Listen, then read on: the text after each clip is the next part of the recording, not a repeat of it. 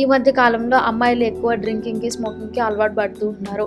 So, ఇలాంటి వాళ్ళకి diabetes వచ్చే ఛాన్సెస్ ఎలా ఉంటాయి? So, smoking and drinking risk factors for cardiovascular disease అనమాట. ఆల్రెడీ కార్డియోవాస్కులర్ హెల్త్ ఇష్యూస్ వాళ్ళ ఫ్యామిలీలో ఉన్నాయంటే, అంటే cardiovascular heart diseases family history ఉందనుకోండి, డయాబెటీస్ ఫ్యామిలీ హిస్టరీ ఉంది, జెనెటికలీ ప్రీ డయాబెటీస్ ఉన్నారు, వీళ్ళు ఎక్స్ట్రాగా మళ్ళీ ఈ స్మోకింగ్ రిస్క్ ఫ్యాక్టర్ ఒకటి యాడ్ చేసుకొని drinking alcohol risk factor add చేస్తే ఏమవుతుందంటే there cardiovascular risk factors increase అవుతాయి అన్నమాట.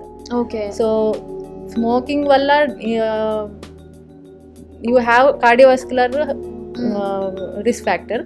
డ్రింకింగ్ వల్ల ఏమవుతుందంటే క్యాలరీ ఇంటేక్ ఎక్కువ అవుతుంది. సో దానివల్ల మీరు వెయిట్ గెయిన్ అవుతారు. ఆల్రెడీ ఒబేస్ ఉన్న వాళ్ళు, ప్రీ డయాబెటీస్ ఉన్న వాళ్ళలో ఫ్యాటీ లివర్ అని లివర్ ప్రాబ్లమ్ ఉంటుంది అనమాట.